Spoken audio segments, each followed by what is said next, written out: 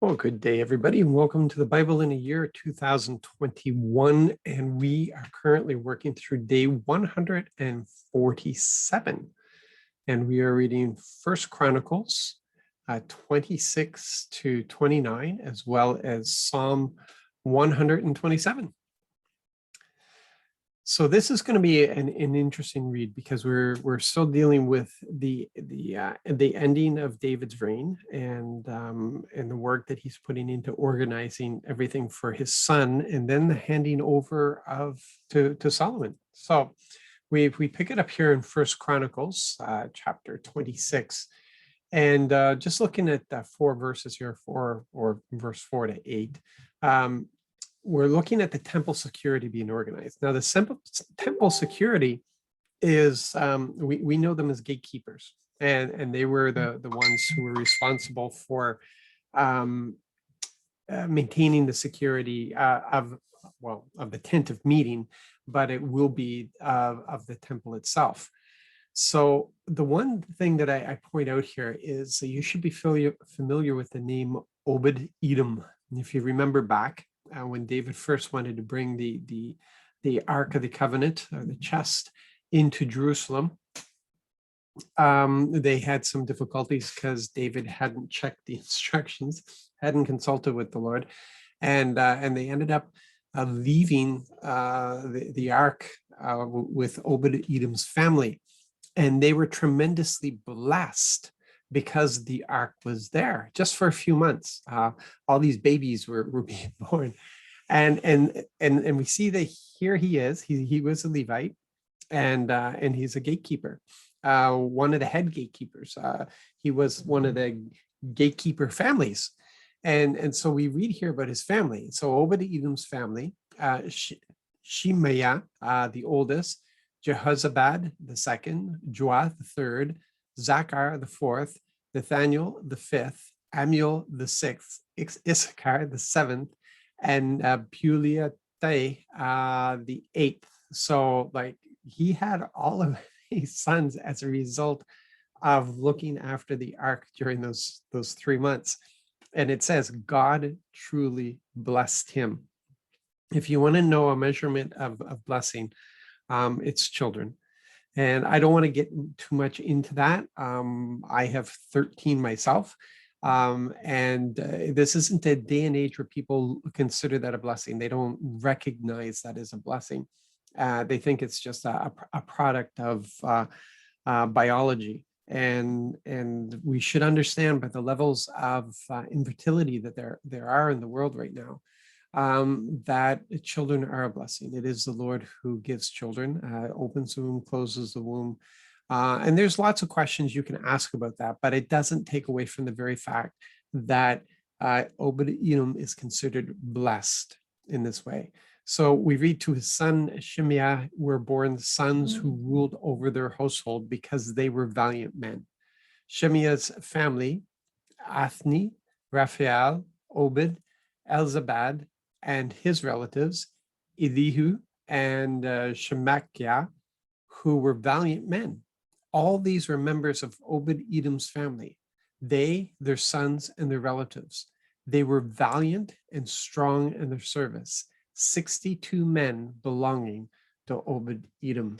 And the thing that really stands out, and listen, part of it is because of the training of parents. Part of it is because of the decisions of children. You can't put all the blame on the parents, but at the same time, you can't take all the guilt off of them either, because parents have to put in that effort of raising up their children. But it's still on the children to decide whether they're going to submit to that, whether they're going to join in with their parents. And this family, all the sons joined in with dad, and they were considered valiant and strong in their service. That was a blessed man indeed. And we see here the organizing of the military. So he organized the security for the temple, and we have the organization here of the military divisions. It's not verses 48. Sorry, I messed that up. But you, okay, sorry, in verse 27. Anyway, okay, so we have here This is the list of the Israelites, the heads of households, the commanders of units, of 1,000 and 100, and their officers. They served the king in every way their divisions required, and they were on duty for a month at a time through all the months of the year. Each division numbered 24,000. So at any time, the king had 24,000 military personnel that were ready to respond to him immediately. And then there were all the others that could be called up in the event of a major war. But there were 24,000 that were available to defend the kingdom immediately. And here, verse 23 to 24, this is we've just gone through this, and we there was a lot of detail to it about this spiritual adversary provoking David inside, and we see how it's just so nicely tucked away here, just summed up here. But thousands died as a result of this. So we have, but David didn't count those younger than 20 years of age, because the Lord had promised to make Israel as numerous as the stars in the sky. Joab, Zeruiah's son, began to count them, but he never finished. Since Israel experienced wrath because of this, the number wasn't entered into the official records of King David. So they just sum that up to explain why the census wasn't included in the records here. And they didn't bother going into the details that thousands had died as a result of that wrath. Now in chapter 28 here, we need to understand what the assembly is. And the assembly was all the heads of the Israelite tribes. Okay, so there's one person named as the head of each of those tribes, and then you have the commanders in the military, and all the officials, all David's officials, all those that make up his circle, the ones that he works with, those who are his confidants, those that counsel him, all of his administration, everything. So let's just call it his administration. That's what the assembly is that it's referring to. So he's brought them together, and he has this announcement, and he's explaining, where he came from. It wasn't his choice.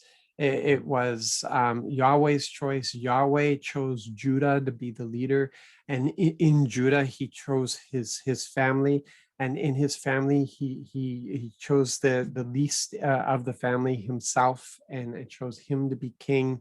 And then so he goes through all of that, and then he says this: and from all the many sons the Lord has given me, he has chosen my son Solomon to sit on the throne of the Lord's kingdom over Israel. So David is making sure that they understand that David himself did not choose Solomon. It was the Lord who chose Solomon. That was important for people to understand, because if you remember back when they were calling for a king, and they ended up, the Lord gave them Saul. The Lord said that he would allow them to have a king, but he reserved the right to choose that king. He would choose that king. And so here, David is making it clear that it was,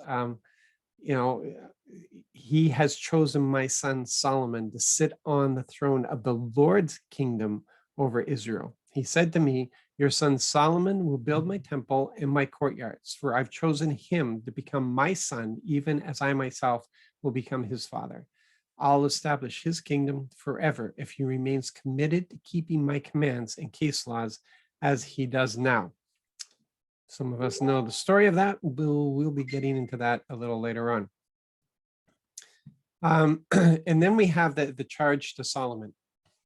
And he says, as for you, Solomon, my son, acknowledge your father's God and serve him with enthusiastic devotion, because the Lord searches every mind and understands the motive behind every thought.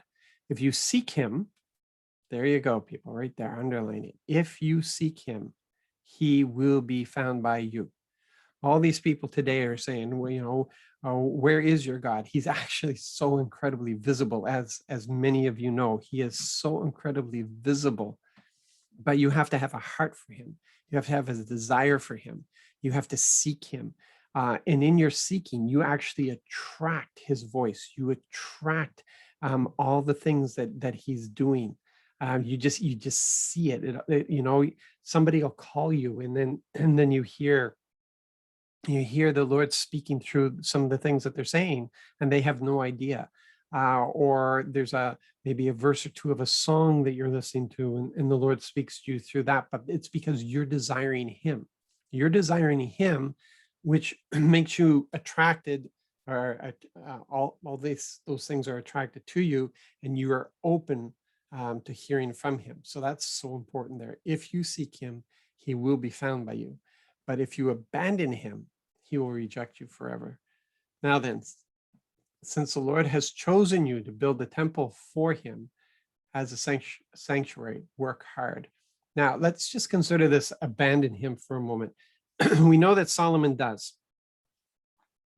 And as a result of this, it's not Solomon's son who loses the kingdom.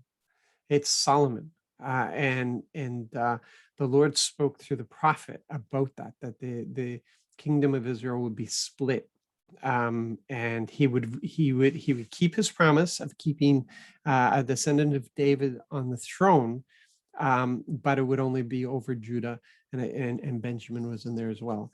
But the other 10 would go to somebody else who was supposed to be faithful to the Lord as well. But we'll get to that when we get to that.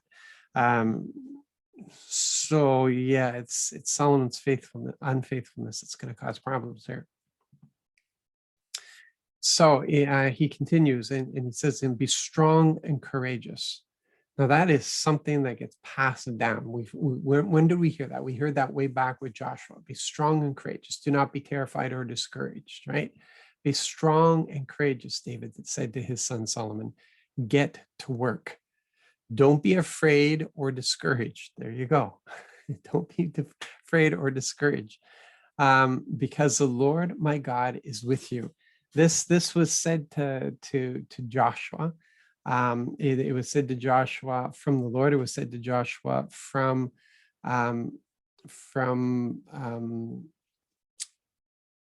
Moses. It was said that, and Joshua said it to the people later, and it was that be strong and courageous. Don't be terrified or discouraged, because the Lord my God is with you.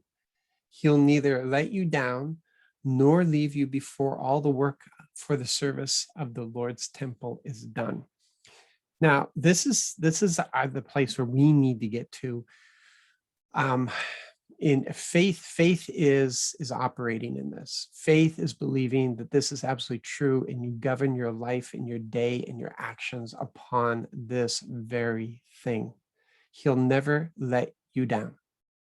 He'll never let you down, nor leave you before all the work for the service of the Lord. Well, in this case, for the Lord's temple, but whatever he's called you to, whatever your part is in the kingdom, he doesn't abandon you. He doesn't leave you.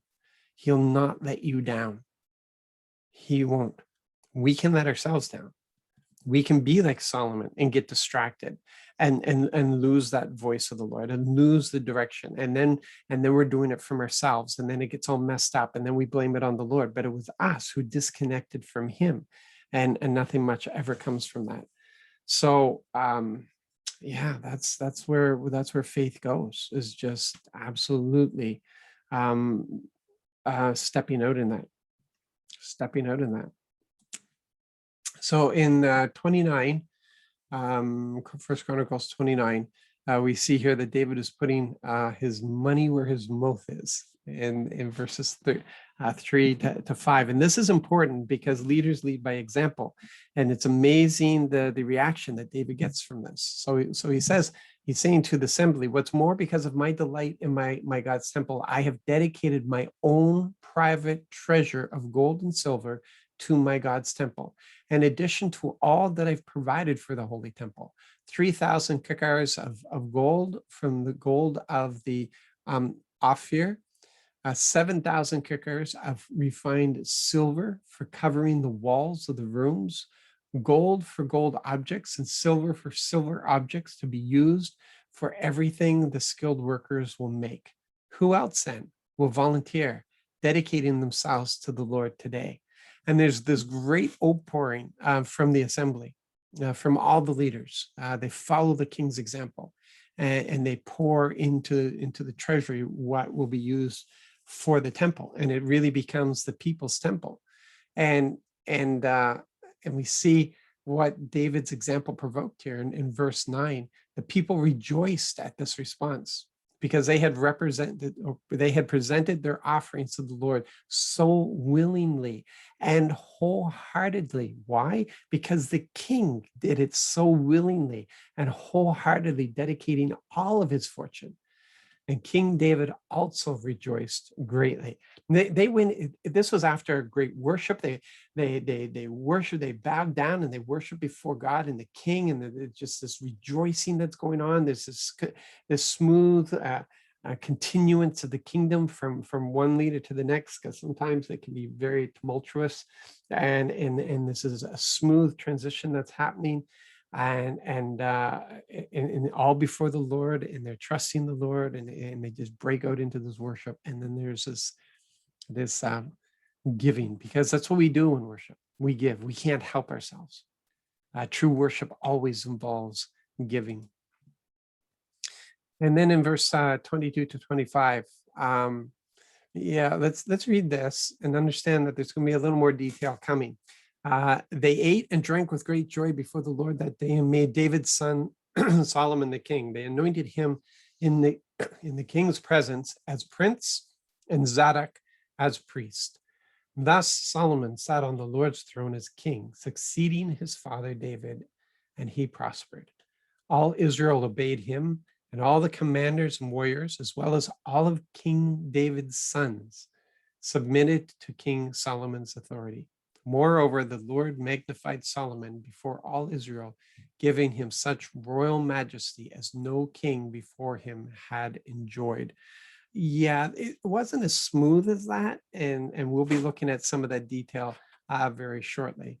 But still, here we are at this day when all of this transpires. Okay, so then switching over to Psalm 127. We look at verse 1 and 2, and we see here, David proved this thing. Look, unless it is the Lord who builds the house, the builder's work is pointless. Unless it is the Lord who protects the city, the guard on duty is pointless. It is pointless that you get up early and stay up late, eating the bread of hard labor, because God gives sleep to those he loves.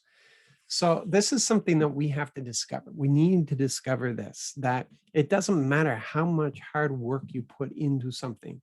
It's never going to be as successful as it would be when it is in the direction of the Lord. I can build so far, but it is nothing compared to what he's called me to build, because I need him in order to get to that place. I need him. I need his resources. I need his strength. I need his encouragement. I need his power to do those things. And that's what David discovered. David, the shepherd boy, was pretty amazing, but he was nothing without Yahweh. And that's what David kept pointing out to everybody. Like, I'm only here because of Yahweh. I've only accomplished this because of Yahweh. This has only been possible because of Yahweh. All through his life, David was humble in this way, and saying, I am not a self-made man. I have not accomplished these things. It is Yahweh who's done these things through me. And that's a place where we need to get to. We need to discover this, because all things are possible for him who believes. It is because of him who gives us strength. All things are possible because of him. And we shouldn't be following our plans and our ideas. We should be taking direction from him, and seeing that all completed because of him. And yeah, that's something that we need to discover. And here again, because of Obed-Edom, we've already pointed him out, and how he was considered a blessed man, and what is said about his family.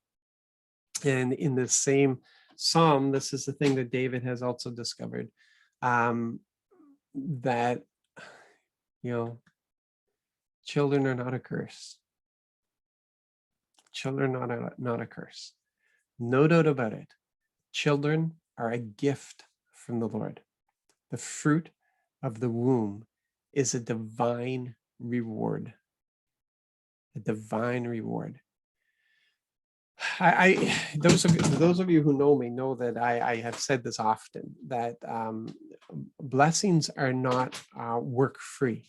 Okay, blessings often entail more work because we're designed for work, and we're designed to increase. We're designed to prosper. We're designed, but there's a dichotomy here, because we're designed to work but from a position of rest. It's not the blessing, the success of it isn't dependent upon us, because we're engaged with the Lord. The success is given to us because it is the Lord who brings the abundance. It is the Lord who prospers the crop. It is the Lord who prospers the work of our hand. We have to work, but not to the point. We don't have to work ourselves so our skin and bone type of thing. We work, but just in a normal way, not stressed, relaxed, and we lean upon him for the prosperity of that thing. I mean, David told Solomon, work hard. Work hard. But work hard is not what we consider to work hard. It means be persistent in it, be diligent in this thing, just get this done. Because you know what procrastination does to us, right? It's so easy to put things off. And I don't know about you guys, but if I put it off to tomorrow, I'm probably not going to get it done. And I learned a long time ago that if something needs to be done, I really need to be attentive to it today, because it's easy to put things on the back burner. And so blessings are given to us for increase, without a doubt.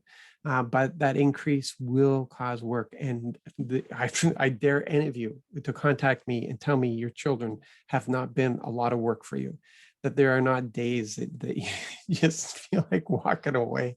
There are just days like that.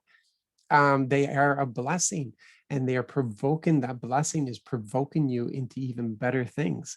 You learn so much from your children. So much is developed. I mean, those guys who go out and lift weights, there's a reason why a children starts off small, and it might seem like a lot of work when they're small, but when they're teenagers, you know that the work is harder and it's a different sort. Weightlifters, they start off with small weights, and eventually, as they gain muscle, they're able to increase. He does not start us off with teenagers or young adults.